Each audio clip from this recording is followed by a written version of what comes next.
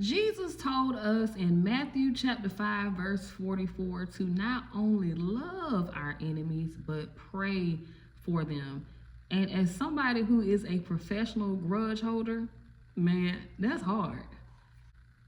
So I want to talk about 3 truths that will not only help you understand your enemy, but it'll help you pray for them as well. So first things first, a lot of times when people become enemies, it's because they've used and abused us. But I want to tell you something that I know is hard to understand, especially when you've been hurt. But I want you to know that your enemy has been hurt too.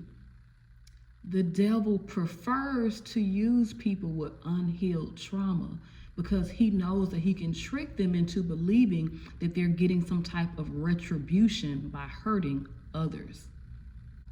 So the second truth that will not only help you understand your enemy, but may inspire you to pray for them is this. Sometimes it's a bigger enemy in the backdrop that you don't even realize is there. So I had a friend in my 20s and we became very close, and over time she became very competitive with me to the point where I was like, yeah, I don't know if I need to have her in my life. Well, I found out after a couple of years that her mom was actually telling her that I was saying, nasty things about her throughout the years. And even though these things weren't true, she believed them. Now, I'm not saying that that makes it okay for her to be competitive with me, because nobody needs to compete. God has given us all gifts. But what I am saying is her mother's storylines did not help the issue at all. You have to remember that sometimes the people that hurt you have not only been hurt, but are still involved in situations in which they are currently being hurt. And because they don't know how to separate from those situations, they sort of look up to their own enemies, and they are afraid to confront them, but they will instead confront you in order to feel good about themselves. Does that make sense? Because I said a lot of stuff in a very short amount of time.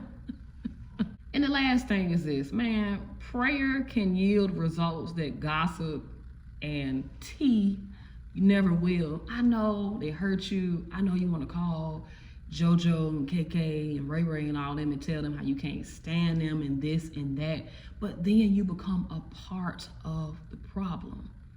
And that's not you.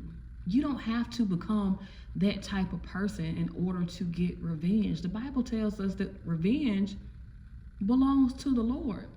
So I want to ask you this question.